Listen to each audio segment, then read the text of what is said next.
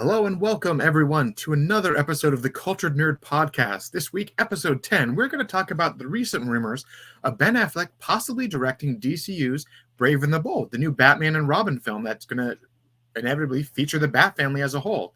There's been a lot of rumors saying that it's happening from some credible people.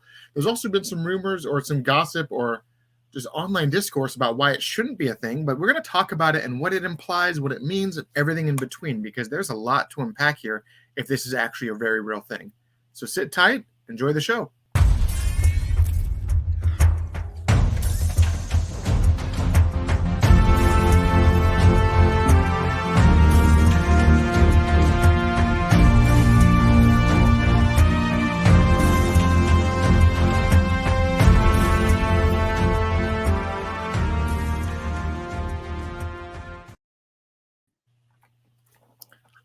How you doing? Hi, Taylor. We're the hunting season fan. That's the fake movie they're making in Jay and Silent Bob Strike Back. How about you like them apples? And then he shoots it with a gun. Okay. We are the nerds that the city doesn't deserve, but it needs. Taylor, you actually have some fun, juicy things to talk about today. Yeah, today's a big one just because of all the very interesting internet-ness that's been happening over the last week or so. Back when James Gunn made his announcement in, what was it? It was January 31st, like the very last day of January. Yes, not at midnight. He did it at a normal time during the day. At a normal time, but it was like down by the wire. Like he said January, and he meant January. There was a kind of in the same vein of things. He announced these 11 projects, and then kind of answered some questions along the way, and then mentioned that Ben Affleck was in talks, or he had spoken to Ben Affleck and was willing, and Ben wanted to direct something. He didn't want to act anymore in the roles. He didn't want to be a supporting character. He wanted to direct. And that kind of lined it up with the whole Ben Affleck, Matt Damon starting their new production company, and Ben wanting to focus more on directing and writing and producing than he does with acting. And then we have that new Air Jordan movie coming out with them as like their initial, here's our first movie under our production team, and Ben Affleck's like a supporting role in that movie, but he's clearly not the main character. Matt Damon is. So it's very interesting that Ben's name keeps popping up around Batman, because you have one corner of the internet fans demanding that Netflix buy the Snyderverse from Warner Brothers. And we'll talk about that in due course today. Yeah. And that also implies that Ben would have to return if that's a real thing, and he doesn't want to, clearly. But now we have some new rumors that Ben is actually doing this. And before we touch on those rumors, it's funny, the full circle of Ben Affleck's career. He starts as this kind of silly +1 to the Kevin Smith universe. He then puts his own, Kevin Smith told him, if you want to write your own, if you want to make up lines for your own movie, go write your own script, of which they did and won an Oscar.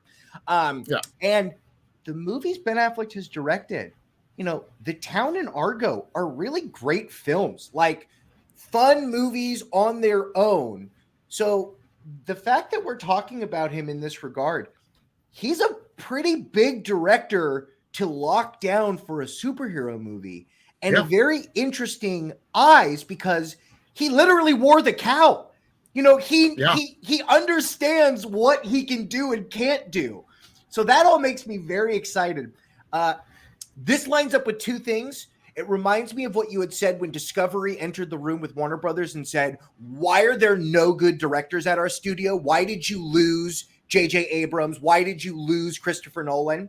And secondly, this kind of feels the way that James Gunn got him interested and sticking around when we know that they're house poor right now, is maybe to promise some of these projects. So when did the rumor mill start with all of this? When did stuff start happening?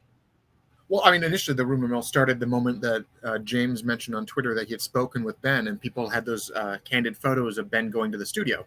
That's when the rumor started, because they were like, oh, Ben's coming back. But then as soon as he said Ben wants to direct something for us, that's when the rumors were like, Batman? Maybe? And Mind you, there were people that are saying that that James Gunn downplayed it. He said, no, it's not happening. And there was even a Slash Film article that popped up saying Ben Affleck could direct a DC Universe film, but it won't be the new Batman. And in this film, in this whole thing, he basically cited the tweet, and we're working with Ben Affleck, who really wants to be a part of our architectural team, trying to bring things together, and he really wants to direct one of our projects. We're excited for him doing that.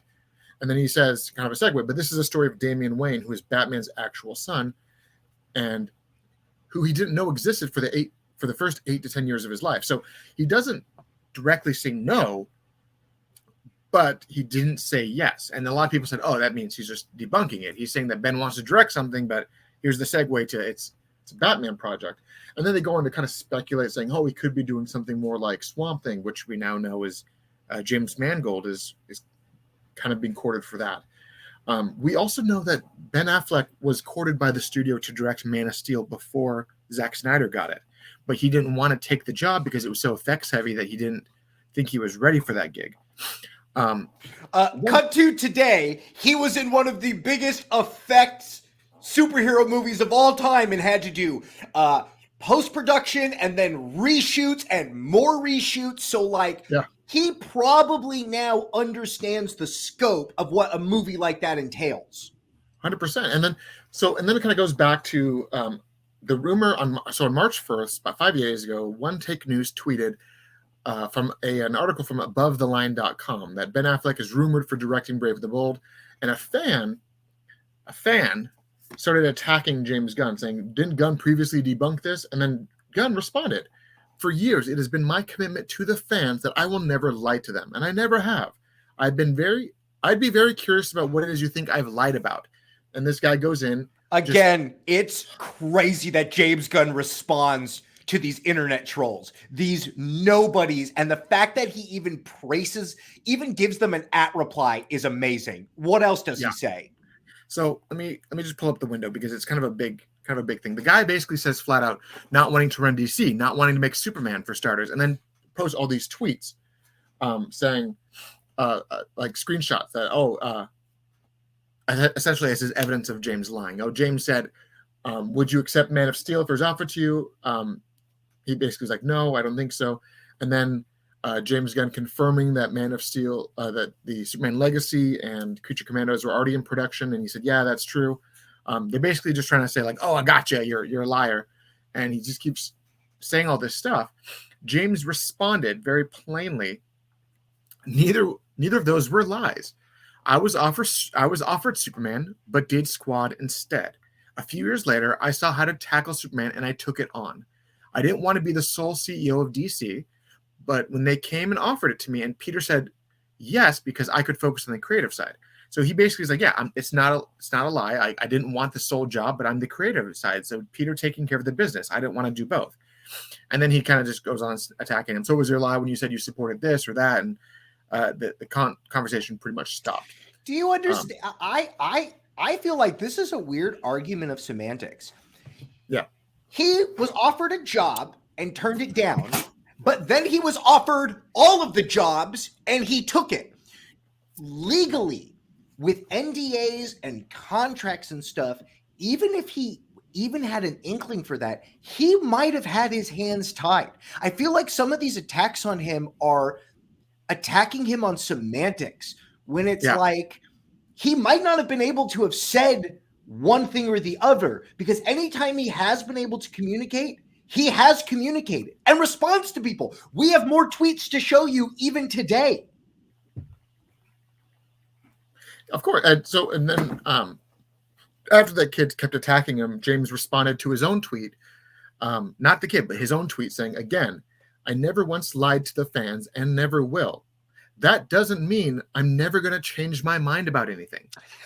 Right, which is a crazy argument to tell people like, oh, you know, he's a human being and what might be true might not be true a year from now. Yeah. You know, he recently got married. Mazel tov to him. Congratulations. You know, all of this movie stuff is predicated on hopefully he doesn't start a family and have a baby in the next 2 years. Because that would, if you have a newborn baby, I don't think you're directing a big project at the moment. You know what I mean? Exactly. So aside from all this, so it was very interesting because aside from that initial rumor, that big Twitter fight and everything, Jeff Snyder of formerly of one of the main trades, he now works for the Ankler. He posted a tweet in response to another tweet criticizing Affleck's spot in the DCU.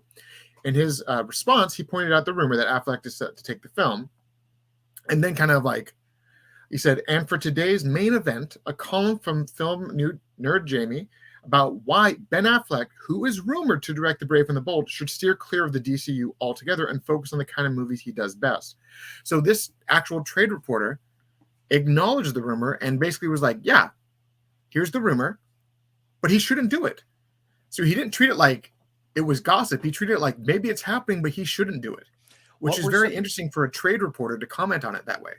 What were some of the points of why he shouldn't do it? I mean, you obviously just told me 2 points. Were there any more other than he should stick to his own lane? Or were essentially they said that the taste that came from the DCU, the DCEU, his stuff with Snyder is probably going to carry over and kind of leave a bad taste in fans' mouths or general audiences or whatnot. He said that they much prefer Ben to be doing the quality projects like The Town, Argo, and Air, and focusing on stuff like that, and staying away from superheroes because they believe superhero fatigue is a thing. So it's kind of just all yada, yada, yada stuff. Bad movies are a thing. And yes, there are a lot of superhero movies, and unfortunately, the quality of some of those movies has dipped.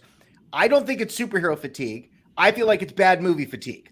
And Marvel's got themselves into a slump right now where they're trying to push through a bunch of stuff all at once, and it doesn't feel cooked at all. Right? I mean, look at MODOK's face, for lack of a better term. You know what I mean? That feels like that needed maybe a couple more meetings, maybe some better eyes on that. I don't know. What's insane to me is that everything going on with Ant-Man 3 just screams that it was fast-tracked, and that they even said that Ant-Man 3's special effects were hindered because they took some of the team and moved it over to Black Panther. And Black Panther is another movie that was fast-tracked out of the death of Chadwick. They had to basically redo the whole script and then put it out for the same target release date. You can feel the rushingness on that movie. Yeah. You can just scenes and action. You know, the action of that first movie is so fun that they even tried to like do another car chase. It's not as good as the first movie. And like I keep telling people that the reason why Black Panther 2 was so successful for people, and realistically, it didn't make the money that they wanted in the box office. It did great, but it didn't make a lot. It's nowhere near the apparent bomb that Ant-Man 3 is turning into. But the whole thing about Black Panther 2 was that people loved it because of how much it was like, let's mourn together for the loss of Chadwick. And if it didn't have that aspect of the movie, and you looked at just the storyline's kind of weak. But the fact that it's spending so much time mourning the loss of an actual person, that's what made people really resonate with the movie, which is kind of unfortunate. Everyone who saw Black Panther 1 absolutely went and saw Black Panther 2. My fear is the people that went and saw Black Panther 2 will not go see Black Panther 3. Because what was set up in that did not feel like a franchise I wanted to go back to. Yeah, exactly. And so there's a lot of like, and that's the thing, like superhero fatigue is only a thing because people are kind of getting fed up with the quality of these things kind of getting weird. Which is why, honestly, it looks like Shazam 2 is tracking extremely low. And it's actually tracking less than what the box office for Shazam 1 was. Okay. Which is I have to ask you something. I don't know when all of this tracking box office stuff started. It feels like it became a thing in the last couple of years. How the hell do they know anything about what people want to go see a month from now? Like, I get there's pre-order tickets, but that's not how you, unless you're really involved in this, people, their week ends and they go, let's go see a movie. And then they go look up the thing. How can they even tell any of this stuff? So I guess the way they do the tracking is that they kind of come, like they look at like the historical evidence, like how much a movie was hyped up on social media, how much pre-sale tickets, and then they kind of compare what it was hyped up and what it was pre-sold to versus the opening weekend, and they kind of created a formula based on that projection. And they did that for a few years before they can now track things. But it doesn't feel like it It's works. basically just right, yeah, because like projections on the last Batman movie were like, this movie's not going to do movie. That movie did better week to week to week because know I told people, I went on here and screamed from the rooftops, go see that movie. Yeah. So it's going to be very interesting because unless that movie is a pure like, holy crap, this is amazing, and you get like another Joker on your hands where the movie tracked really low, but then because of word of mouth, it blew up and made $1 billion. It's going to be a very, very weird spot because even David Sandberg, the director of Shazam 2, asking a fan saying like, is this, are we even going to get sequels? We're going to see more of this stuff. And he said, not if you don't see the movie. Right. And he kind of pointed out the obvious fact that like the studio now is in the business of success. And if products from the old regime aren't successful, they're not continuing. And he basically said that, like with Shazam, like if it bombs, this cast is done. And it probably will get rebooted in the cog of the DCU. And you know what's funny is we're going to, in the next couple of minutes, we'll start talking about DC rights to other places.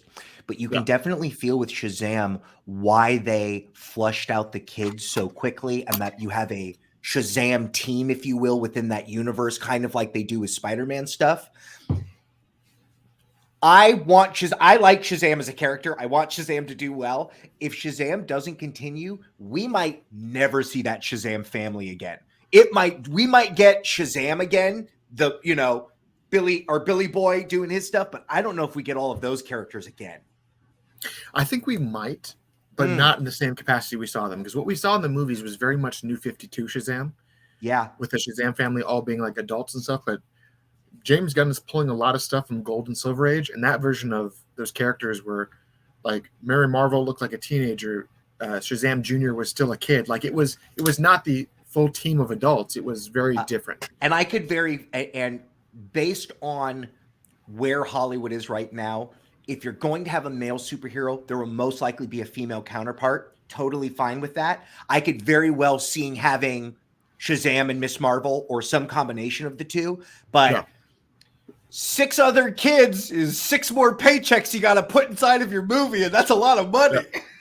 Yeah, so it's very interesting to see, and it kind of just puts the writing on the wall because the Flash movie is coming out, and that movie is a multiverse film through and through, and we know that the film may not actually have any overall repercussions of the DCU other than explaining that other timelines do exist and they can still exist, and if Ezra's Flash just gets lost in the multiverse, a la Quantum Leap or Sliders or something, you can still have another DCU Flash pop up along with the new Superman and the new Batman, and that Flash can meet Ezra's Flash in a crisis thing or a Speed Force thing, or they can have 2 Flashes concurrently running together because of the fact that it's a multiverse. When did they turn the Flash into one of the strongest meta mutants in the DC world? Like, it's been the past couple of years, but I feel like he is now an S-tier level superhero.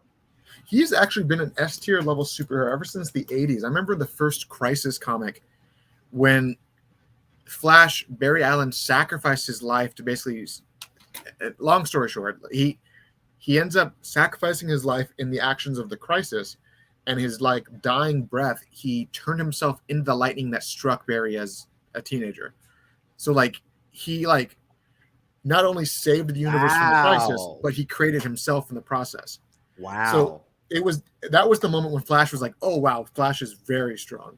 So comics are fun, and Flash has been a very OP like top tier hero since like 40, 50 years now.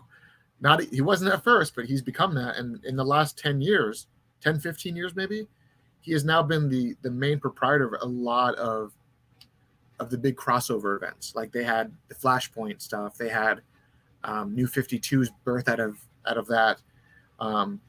You even had the Watchmen crossover, the Button, which was all him.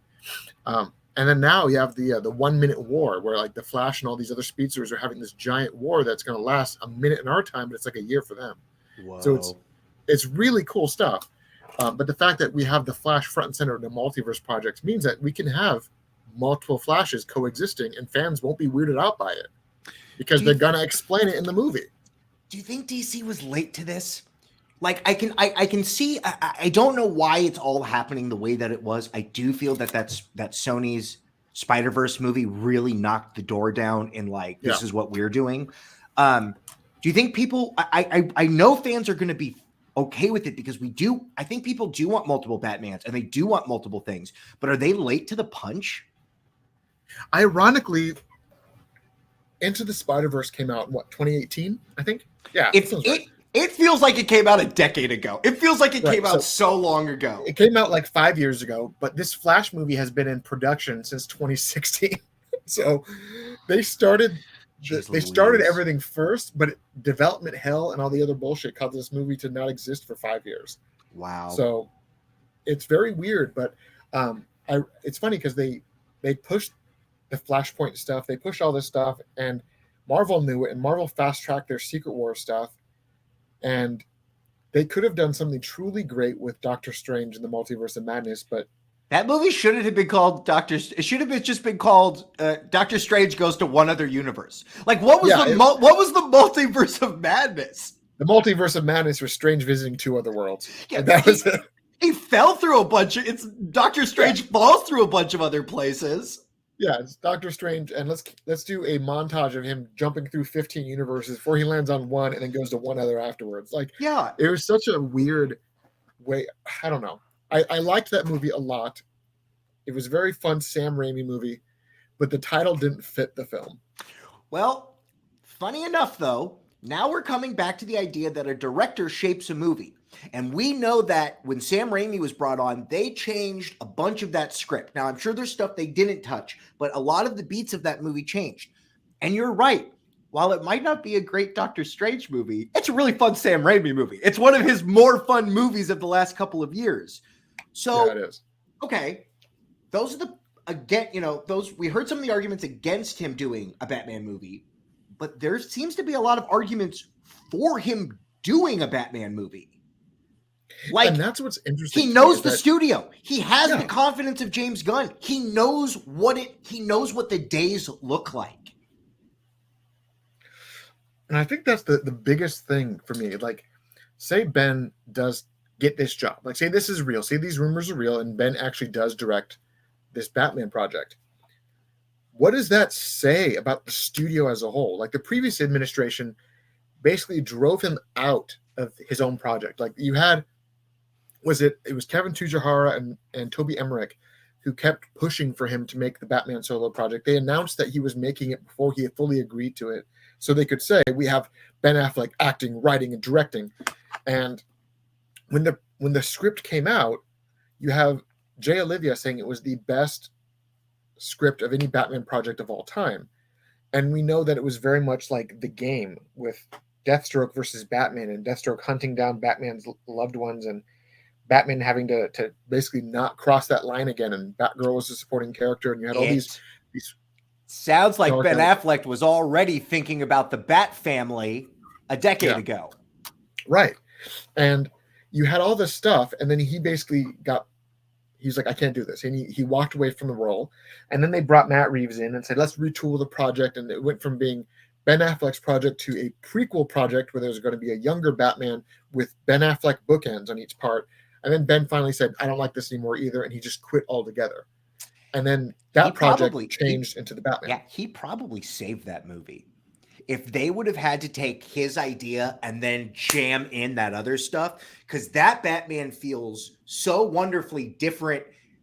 There's still stuff in that movie that is heightened, but it's a pretty grounded movie, other than the fact, like, he hits his head on a bridge and doesn't suffer a concussion. But besides that, everything else is pretty grounded. I watched that movie again the other day, and I still love that movie, but that bridge scene is so jarring because physics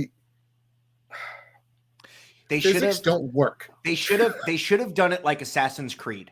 He should have flown, messed up, and fallen into the Gotham City laundry. And there's you know what I mean? Just anything to explain. Oh, thank goodness there was a barrel of hay there. It's Halloween time. Why couldn't he fall into the pumpkin patch? To me, I think they should have had that whole scene happen. Him hit the car, hit the curb, just lay on the pavement. Alfred pick him up. Yeah. And then there's this news article where Bruce Wayne was in a car accident and he's rushed to the hospital. Yeah. Like they did with Batman Hush. He has to pull himself. He has to pull himself into that alley. And he puts garbage on him, and like Alfred finds him like with GPS and is like, "Oh boy, you look bad." Yeah. Would have been great. Because they could have even tied in some Hush stuff there, because we know that Matt Reeves loves Hush, and you could have been like, Dr. Thomas Elliot saved his life, and then just that's the thing, and just do that. But they could have had so much of a realistic moment with a young Batman messing up hardcore, but then they have him hit the car, stand up, walk away, and then very awkwardly, like the next scene, he's just on the roof talking to Batgirl. Right. A Catwoman. And I'm like, that's weird. It could have been Batgirl. It's Catwoman in the movie, but you watch all of those scenes, it could have very easily gone that way. It was such a weird scene. And then like you have other scenes where he's being shot at by a fully automatic weapon and he's just walking down the hall like nothing. And I'm like, wow, the impact is very interesting. But then at the end, he gets hit full front with a shotgun, which has a lot of impact, but nothing like a fully automatic rifle. Sure. And he flies 10 feet. And I'm like, wow, the physics in this movie is weird.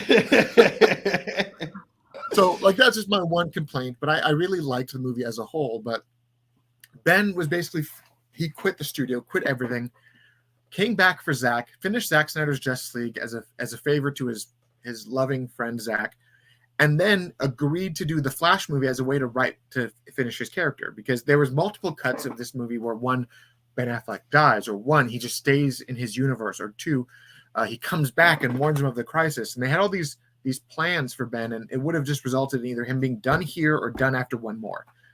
And he didn't want to write. He didn't want to do any of that stuff. He was done. He was done. James Gunn comes in, and then Ben is meeting with him. Right. And now he's talking about, now there's the rumors that he's directing the Batman movie. He left the last Batman movie because of micromanagement and lack of freedom. And now there's talks that he's coming back for this one, where James Gunn is basically saying the creators, the writers, the directors, the people that are doing the work are going to be doing the work. It's their project. I'm going to make sure that it's their project. And it's not going to be like Marvel, where you can fire a director and bring another one in and essentially get the same movie with the same beats. They want these movies to feel unique to those directors, but still adhere to this main vision. So, like, if he's like, hey, we're going to make this Batman movie, the story is between Damian and Bruce, cast your Damian, cast your Bruce, but can you also cast Nightwing, Batgirl, and the other Bat family and feed them in somehow? That's so much. It's so much power. I mean, is.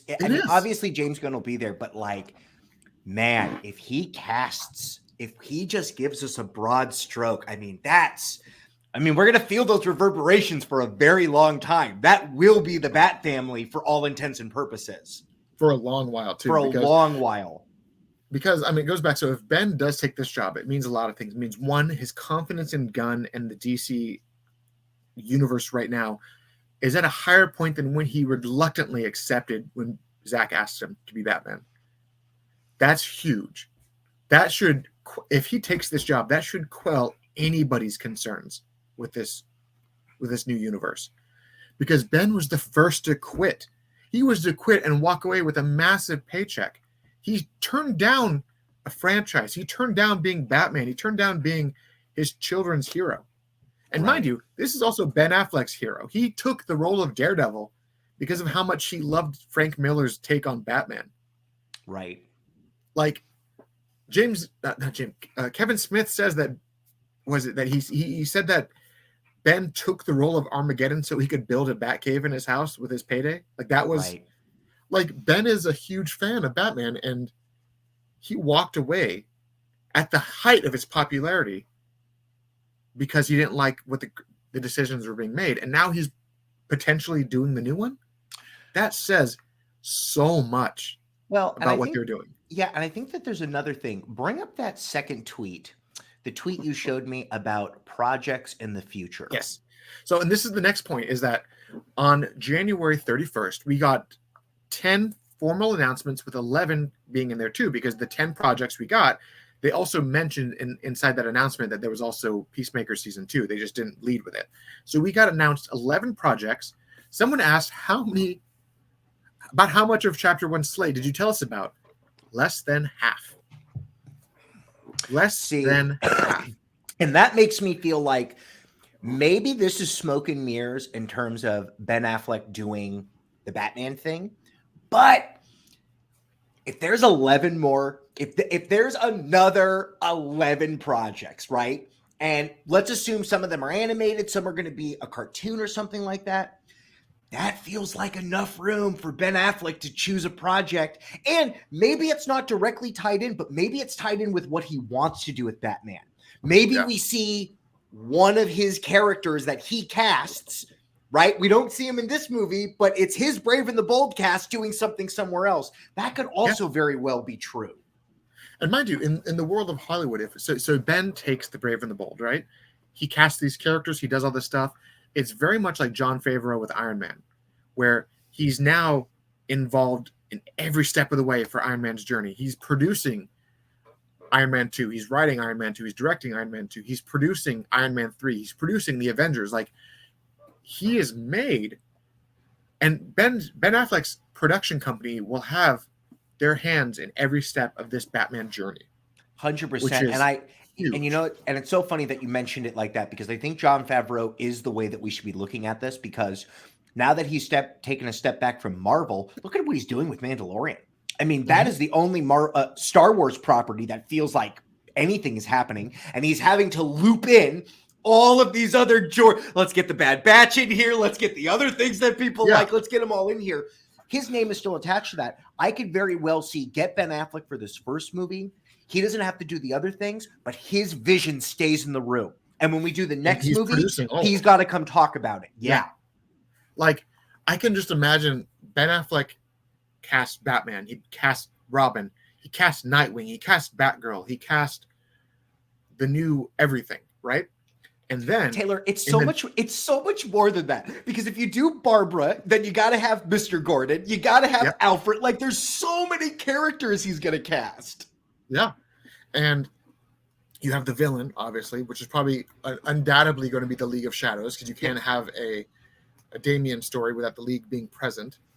And you have whoever the League is fighting, which either it could be Deathstroke or it could be like the comics where it's like the Kurt Langstrom Man-Bat ninjas. You can have so many different things. But you have all of these things that he now has a hand in.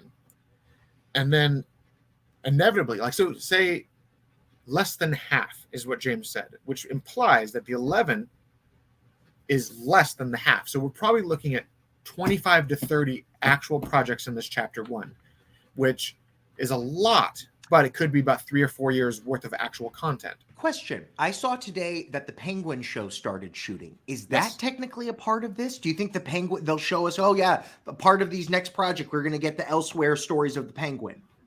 Yeah, 100%. The Elseworld stories are part of this project. So I do think Penguin is part of this, because it's still obviously still happening. Right. And again, that movie was successful. So spin-offs from that movie get to happen, because they see that there is an audience for these things. And it's very interesting, because James basically talked about how Ben Affleck is not Batman anymore, Henry is not Superman anymore, but didn't say anything about Ezra, didn't say anything about Gal, didn't say anything about Jason. But we know that Gal is in 2 of the 3 movies this year. Yep. She's in Shazam, and she's in The Flash. And he's not going to announce that she's no longer Wonder Woman while she's got 2 movies coming out. 100%. You would why would you say that you're going to crown a new champion in wrestling? Absolutely not. Yeah. So, and the same thing with Jason Momoa. And aside from Jason Momoa's situation, you had all the talk about how terrible the movie is. And if the movie truly tanks, he's done playing Aquaman. And James Wan already said he doesn't want to make a 3rd one. So you have Taylor, you basically have the writing on the wall. Yeah, all of that feels like they are preparing. They all know it's a piece of dog shit. I feel like that's a bunch of people getting out in front of this before it happens. So it's very interesting to see that, yes, the optics are them. They're not officially recasting. It's a half reboot. That's what they're saying. But even David Sandberg said that if this movie fails, then that's it for these characters. That doesn't mean that they're going to be part of the DCU. It means that's it. And so, I feel like another thing that needs to be talked about is it's not like Ben Affleck is going to do a DC project somewhere else, right? Netflix is not buying anything. Is that correct, Taylor? So another fun tweet from the other day. Have you sold the Snyderverse to Netflix yet? James Gunn said Netflix hasn't asked for it. Right. And that goes to we understand that, yes, DC is licensing projects to other companies. We know that. That's not hidden. They sold the licensing for Sandman to Netflix for like 120 or 150 million for that project. That's a lot for just licensing of that one book. And then you had I was about to say, you told me about a new project that they just purchased, correct? Yeah. So DC's Dead Boy Detectives, which was a kind of a spin-off of Doom Patrol, which is now done. We know that Doom Patrol and Titans is officially canceled, but this project was already in pre-production and they didn't want to kill it, but it didn't fit with his plan, so we sold it to Netflix. And the rumors are that they paid 40 or 50 million for this random obscure project. It's very much like how Sweet Tooth was for DC. Sure. It's very obscure. It's very not connected to anything, but they sold it to Netflix for 40, 50 million dollars. But if you're selling these very no name, these very minuscule, these super obscure projects for that much money, what does that actually tell you about their idea of taking a bigger project, right? Right. If Dead Boy Detective is worth somewhere between 40 and 50 million dollars, and I have no idea who that is, Batman and Superman probably get triple, 4 times that, even before we pay anybody to be in it, just to get the rights to it. Right. And so, I mean, 40 to 50 million for the season, which kind of equates to, like, if you do an 8-episode season, each episode you have to pay like $2 or $3 million per licensing for the property, so on. But we know that the details behind Superman and Lois on the CW was that project is $2 to $3 million licensing per episode, and that was also a project that is co-produced by DC. If Netflix is solely producing that project, the licensing is more, and that's just for one character, let alone the other 6, the other 7, their universes, those characters. It's Netflix is not going to even bat an eye at this option, because they're like, so we don't put movies in theaters, so we can't really recoup our costs. Right. We don't get merchandising from it because merchandising is owned by the studio. Mm-hmm. But we're expected to pay $200 to $300, $200 to $300 million in licensing fees before we spend $200 to $300 million to finish a movie to get some fans to be very happy. Yeah, Netflix never really went the way of DVD sales. I mean, I'm sure you can buy standalone copies of Stranger Things, but I don't think anyone else is buying. Why would you buy it when you can just pay for a subscription and watch Orange is the New Black? Why would I even buy that when I could just watch it on the app? Exactly. And so financially, it doesn't make any sense for them to do it because they're not going to recoup their costs. It's going to be a good PR move, essentially, is all it is. But the realistic aspect is, if Ben takes this job, that should be it. Because he's not going to take the job making DC's new Batman and then also star in a competing outlet's version of a Batman that he stopped playing. It's one of the things that you brought up already is that his Michael Jordan movie is about to come out. Yeah. If these plans don't happen, not quickly, but rather quickly. They don't happen yesterday. Right. He's going to go make a deal somewhere else. You know what I mean? Like you said, he started his new production company. That means that he has created a team of people that are professionally working with him and they want to make money. So if they don't know where their bread is going to be buttered by the end of the year, This then gets kicked down another project, which is why Taylor has stated so many times, Zack Snyder's not coming back for any of this stuff. It says Netflix on his calendar for the next year and a half, 2 years, okay? Yeah. It's something else. And as much as I wish it would have happened, the fact that the previous administration of DC killed so much of the Snyderverse, that was kind of where it ended. And that's where the hope of it continuing ended there. So, I mean, when they first announced Zack Snyder's Justice League was coming to HBO Max, they announced it as a mini-series. Right. Zack even commissioned intros for each of these episodes. The final movie that came out, it was even broken up into episode chapters. Right. So they announced it as a series, had it all slated to go, and then they crammed it down into a movie, told him he couldn't use Green Lantern, told him he couldn't do this, told him he couldn't do that, just changed all this stuff, fired the people who greenlit the project, basically killed any of these spin-off projects that those people wanted to do after it was successful. And they squished it. And they told everyone it was just a cul-de-sac and it wasn't going anywhere because Walter Hamada had his own plans. Warner Brothers had its own plans. They basically ended the Snyderverse before it even released on home screen. And now, all these years later... And it turned out to be good. I don't even think they watched it. To be honest with you, I don't think any one of those people watched it. I think they said, great, finish that thing. I saw your rough cut already. I know what it's about. I don't think they actually watched it. They probably were on their phones during the whole time because it's a long project. Because we know that they all went to his house, and the people who gave him the money for it were the people that Emmerich later fired. But you had the Justice's Gray edition was his home project. That was the copy he had at home. That's what he showed them, the black and white cut. And if they're not people that really cared about the movie experience, they're probably sitting there like, yeah, this is great. We can make some money off of this. Yeah. And just playing on their phones the whole time. Which is probably what happened. But it broke records. It took over the world for a good solid few months. And it was so good. I couldn't believe how good it was. As I sat down and watched it, I was all prepared. I was like, I'm going to tweet this. This is going to be a garbage fire. Nope. Watch the whole thing. Got my attention the entire time. Was so different. Was so a breath of fresh air to finally see this vision fully fleshed out, and was so much different than the other version. I was blown away by it. And it makes me sad to hear that it was dead on arrival even before it got released Christmas or whatever that release date was. It's like March, wasn't it? I think, yes. Like, it was the middle of the pandemic. It felt like it was Christmas. It felt like a really big deal. Well, it's because during the pandemic, every day felt like it was a long Christmas holiday for 2 years. Sure. So felt like a long winter of sadness. I wish I would have got that movie on Christmas Day instead of Wonder Woman 84. Yeah. Oh, man. Anyways, if Ben takes this gig, if this is real and he does take it, that says a lot of his confidence in this universe.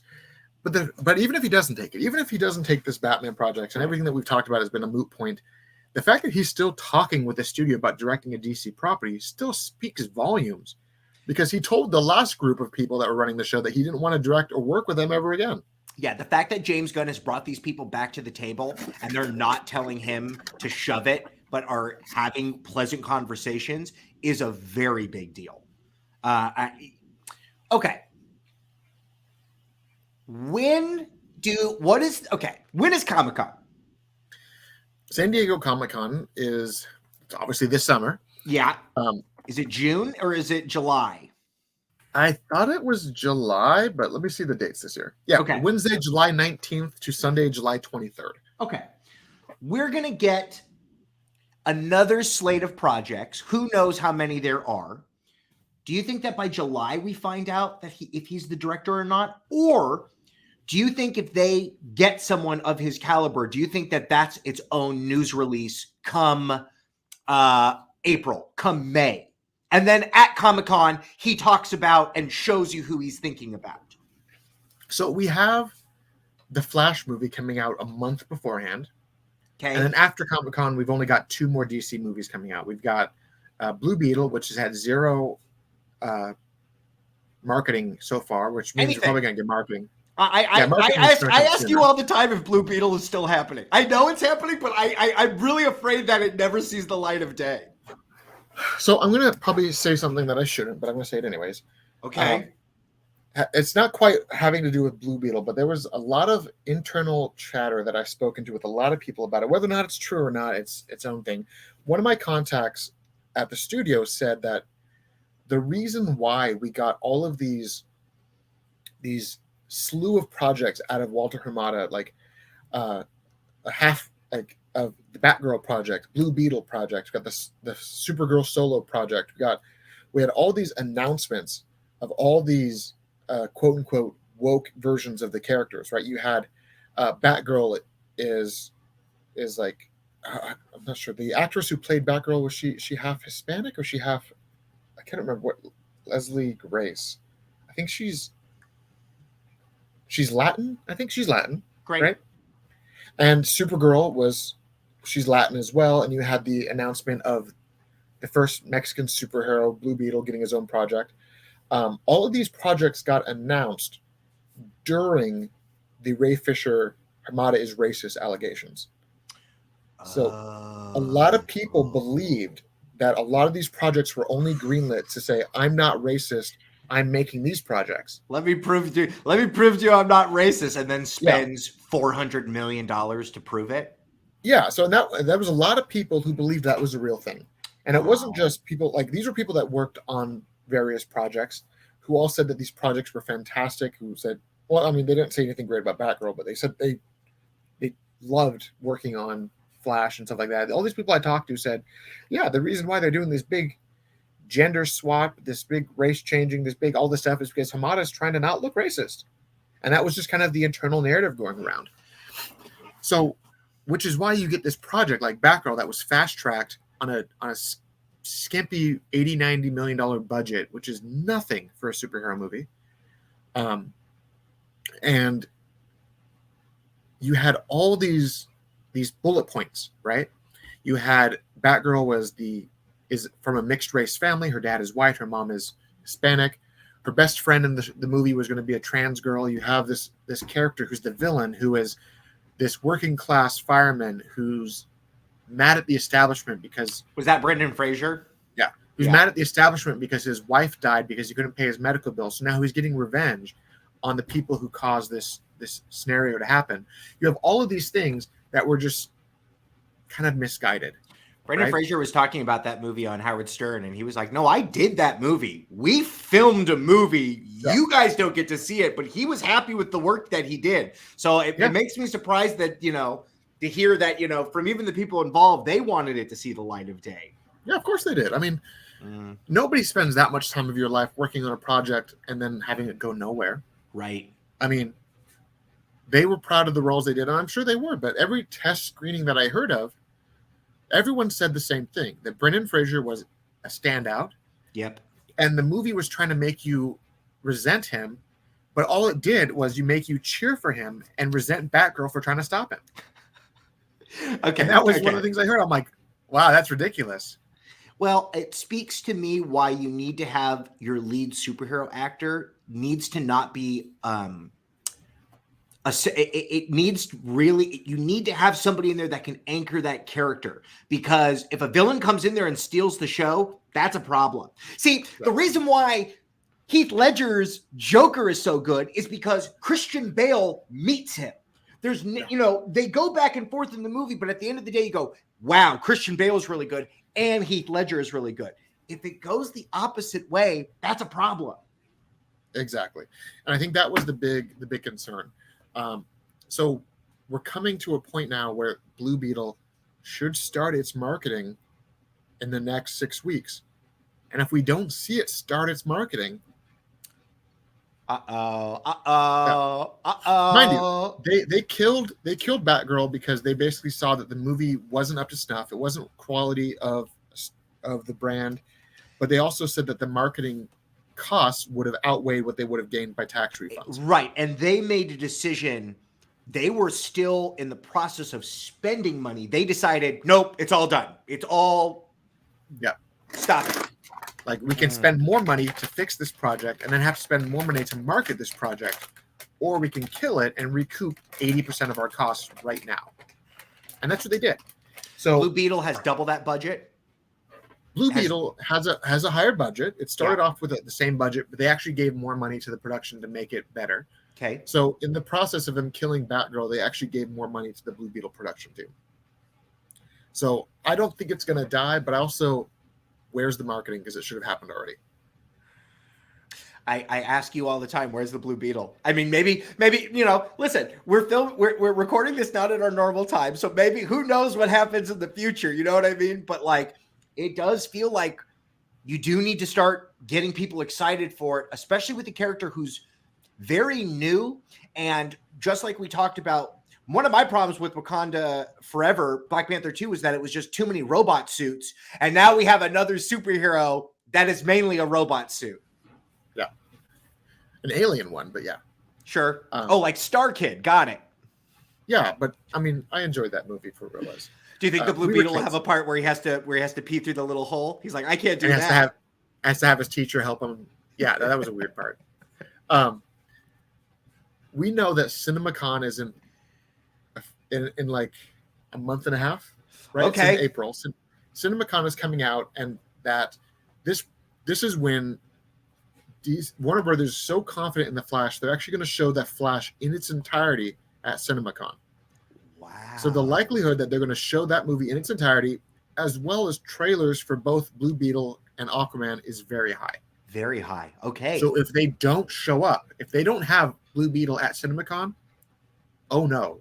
Oh no. Okay. Right. Okay. Simple as that. That's where I'm at. April 24th through April 27th, that is my benchmark. If Blue Beetle is not there, oh no. Well, I'm excited for CinemaCon then. I'm excited to hear what the next round of news is to then hold us over till Comic-Con come this summer. I mean, I heard a lot of fun stuff about the Flash and a lot of crazy stuff about the Flash. And I'm really excited for this movie. Like, no idea how excited I am for this movie, especially because of, like, I was told the details of how Dark Flash is made. Oh, that scene's going to be so fun. Well, don't spoil it here. We'll let everyone else do it. I'm not going to spoil it here because it's exciting. It's cool. It's like, oh, I can see why they did that. Oh, I can see why that went wrong. Okay. Well, there's so many exciting things happening, and it's crazy that we're still being bogged down in the mire of Twitter rumors to sink these battleships even before they've gone into the harbor. They haven't even gone out to sail yet. And the funniest thing about this rumor, and again, this has been the speculation since the start that Ben was going to be directing this project. James kind of deferred it. He kind of like deflected it a bit, didn't say yes or no that it was a thing. He didn't debunk it outright. And then again, when the rumor comes back up, he comments on it, but again, doesn't debunk it. He's more deflecting. So he's probably in the mindset that if Ben wants it, Ben can have it, but it's kind of deciding if Ben wants it. Yeah, and he has to, get with him and talk about what are their projections on all of these things, and maybe even as well if they want to start incorporating some of these characters into the into the Superman movie and stuff like that, which we know is going to be the big thing that starts kind of all this off. Yeah. So 2025 is when this new universe picks up. If Ben is looking to fill his dance card between now and that time, having this locked in is a big dance card spot to fill. And so that basically means he has 18 months to maybe do another project inside of that time. Yeah. Yeah. What's the quote that he had? Or was it from one of the Kevin Smith movies? Like direct an art film, direct a studio film. Like, yeah, you do one for them, one for you. Right. Yeah. So he's got to decide if this is one for him or one for them, Yeah. Real talk. Yeah. But it's a very interesting time. If Ben takes this, if any of it's real, that says mountains about his confidence. And that will forever instill my confidence in this universe. Taylor, do you need to follow Jennifer Lopez on social media to see if she gives spoilers? Because I don't think she knows about any of this stuff. Is there any way she's going to tweet a picture and there's just a Batman script lying around or something like that? I think Ben has learned to separate like church from state kind of a thing. Like Okay, he doesn't. okay. I feel like the reason he started his production office is so he could have a separate office from his house. You know? Sure, because he doesn't want Jennifer Lopez ruining all of his future projects. Or just her not, or accidentally tweeting, or accidentally like, sure. say, oh, Ben was reading his Batman script today and talking about an interview, and like, no, you know, like just listen. I think I'm gonna let you know. I don't feel like I don't think that's a world that she even cares about. But I'm just letting you know. Either. We got to keep an eye out for those pictures from boats. He might fall asleep with a Batman book on his chest or something like that. I love so much that whole thing because like he got married. There's that picture of him on the boat asleep. And then less than 24 hours later, he's dressed as Bruce Wayne filming on the Warner Brothers lot. Like that's the most Batman Ben Affleck has ever been in his life. Listen, but yeah, he is a certain level of charmed life, especially like that Bruce Wayne boy. Yeah, it just screamed Christian Bale's Dark Knight scene where he's like escorting away with the Russian ballerinas, and then now he's in China taking down crime lords. Yeah, that's a great scene. I forgot. I watched that movie not too long ago. That's a great scene. All the stuff in China is crazy. That movie is great. I will still argue that out of the trilogy, the best Batman film of the Batman Nolan trilogy is actually Batman Begins, because that's the only one that's actually centered around Batman. Yeah, and he does lots of Batman-y things. You know what I mean? The other movies, it's yeah, there's a funny enough, there's a weird James Bond-ness to that second movie, which Nolan went and did. You know, Tenet feels like a wacky James Bond movie. You know what I mean? Yeah, James Bond if there was time travel in it. Yeah, which sounds like a great idea for a James Bond movie as well. Yeah, he time travels and meets the other James Bonds. Well, it is time for us to then put a stamp on this episode and time travel to the future, Taylor, where we will find out whether or not our predictions are true or not. Yeah. So, I mean, if anyone has anything to say about this, definitely just throw it down in the comments. If you want to argue with me, if you want to call me an idiot, or if you want to say, what if it's this? Go for it. I'll respond. Just like James Gunn, Taylor will respond to you. Now, if you upset him too much, you might take a break for a couple of days, but he will respond to you. So let us know what your feelings are. Anyway, so for the remainder of this week, if y'all haven't, we already have an episode of TCN Rundown that was dropped for this week talking about the casting for the Penguin show. Did you hear about the casting for the Penguin show? Clancy. No, I have to go. I have to go click. Mr. Krabs. Yeah. Also, the guy who was the scariest bad guy of any Highlander movie is Salvatore Maroni. He's always been I know that we all like him, that he's Mr. Krabs now. From my childhood, he always played scary people. He never played fun people. He was also Lex Luthor. So good. I'm so excited that he's back. So he talks about that big announcement, and they're filming the Penguin right now. It's going to be a fantastic show. They've got so much of the mob stuff front and center. We got Through the Monocle coming out tomorrow. Thursday, we got another episode of The Cultured Gamer. Friday, The Cultured Pull List. They finished their All-Star Superman stories. Now they're going to go to the next book that James Gunn talked about. So be tuned in for that. And also fun stuff. We're starting a new show, Michael. Wait, I went the other way. What are we doing, Taylor? As you made the joke, the round table, the Cultured Round Table is going to be a show where we're going to once a week, once every other week, whenever we really find the time, we're going to probably drop it on a Saturday or so. We're going to actually have a round table of anywhere between 4 to 10 people on the stream talking and debating about one of these topics. And it's not going to be news related. It's going to be us basically saying, did we like this? Debate. Did we not like this? Debate. What was our stance on what worked with the Snyderverse? What didn't work with the Snyderverse? What's going to work with this movie? What's going to work with that movie? We're going to all have healthy debates. We're going to have lots of guests on it. We're going to bring in a lot of people. That's going to be just fun stuff. So you may see Michael and myself. You may just see me, or may just see Michael and a whole slew of other people. But this show is going to be a panel show. So be ready for this one. It's going to be lots of fun. But thank you all for joining us. If you want to support us and help us do what we do, patreon.com/theculturednerd. A big thank you to our current Patreon supporters. Thank you to Jose Navarro for all of these fantastic logos, including the new Cultured Roundtable logo. I've been your host, Taylor Murphy, my co-host, Michael Santel. And if you guys are at home, scan that QR code, check us out on the socials, harass me on Instagram. We are there. Thank you, everybody. Have a wonderful evening. Who knows what adventures will come our way, and we'll see you on the internet. See you then. Bye. Bye.